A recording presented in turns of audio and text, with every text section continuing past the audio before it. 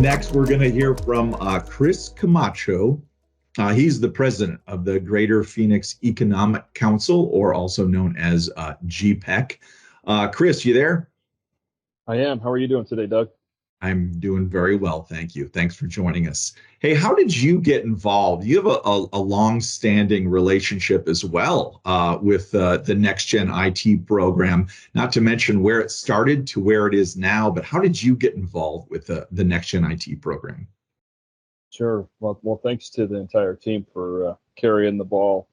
No pun intended. How far along we have collectively, but gosh, I think this goes back to the days when Dan Jones and I were talking about the need for this kind of workforce. We were seeing probably 10 years ago, roughly, the demand for IT roles across a number of companies at the time, as Arizona was coming out of the Great Recession, and we were seeing finance and IT activity consolidate across the country, and Greater Phoenix was a big winner in that consolidation game.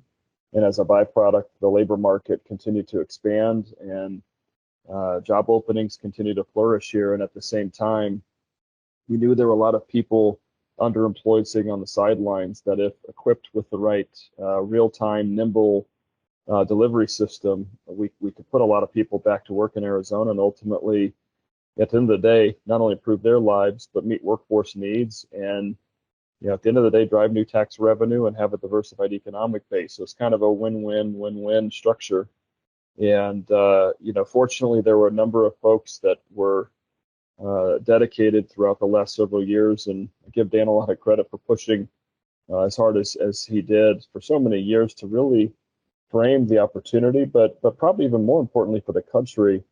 When I look at markets, which I do for a living, with the BPO model that occurred in the 80s and 90s, early 2000s, we outsourced a significant portion of these jobs. And so, as the team was referencing here, the cost constructs for a lot of these contracts, to me, much like we're seeing in manufacturing right now here in Arizona with semiconductors coming back to the U.S., this IT workforce was one that was like this hidden gem of opportunity that we were hopeful, whether it was McKesson or back in the day, it was JDA Software.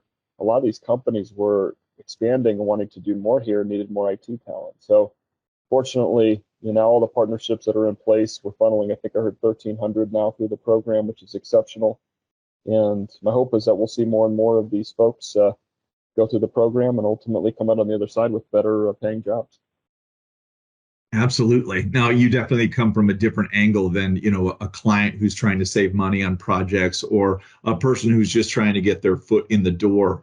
How important is it to the Valley to keep the jobs here instead of going overseas? You kind of hit on that just a little bit, but I mean, that's huge for the local economy. And that's kind of your angle on things, not to mention attracting companies, telling them, hey, we've got the people here to when you bring your company here.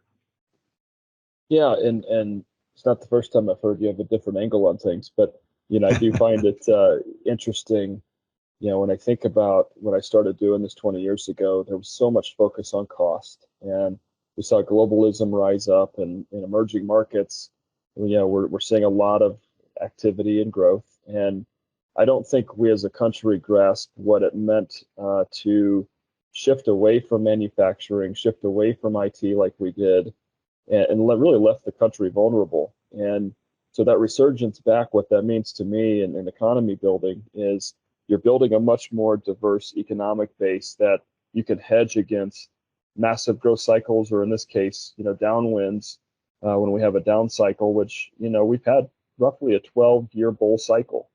And one of the things we've done a lot of work with Steve and the Tech Council and ACA and a lot of our partners, it's been how do we withstand a national downturn?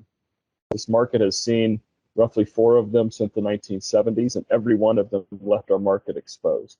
So from an economy building standpoint, we wanted to see if we could diversify enough jobs across a number of industries that not only created high wage jobs for our citizens, but naturally moved us out of construction, moved us out of development, actually construction development in this case, not software development. But we're now seeing that diversity of jobs across healthcare, across manufacturing, across IT, that when that time comes, God forbid it does, we're going to be in a much, I think, stronger economic position than we were from previous recessions. Yeah, absolutely. And, I kind of mentioned about some of the people that we take through the program. We actually had one woman who was working at a 24-hour fitness. Another one was a music teacher. Now, I can only imagine what they're doing 3 or 4 years later relative to what their hourly rate was or their salary. I mean, that's just got to be big for Arizona, just in general, to take people from $15 an hour to eventually in 3 or 4 years, six figures. Yeah, I mean, take out all the platitudes and markets and all the jargon, and it's about affecting real lives. And I can't wait to hear from the speakers because I remember Dan, I mean, he was so passionate about the opportunity here to transform lives. And, as we thought about, and again, I'm a tax guy, not a technical guy, but as he was going through, the various backbone systems that needed to be modernized, or the exposure and what could be done in the U.S. versus what's being done abroad, and thinking about, those in roles that could be tapped and have a specific aptitude or even inclination to be strong suited for this industry. And as you described, moving up the earnings chain changes lives, it changes family structures. And again, that's what this is all about. Economic development is about one job at a time.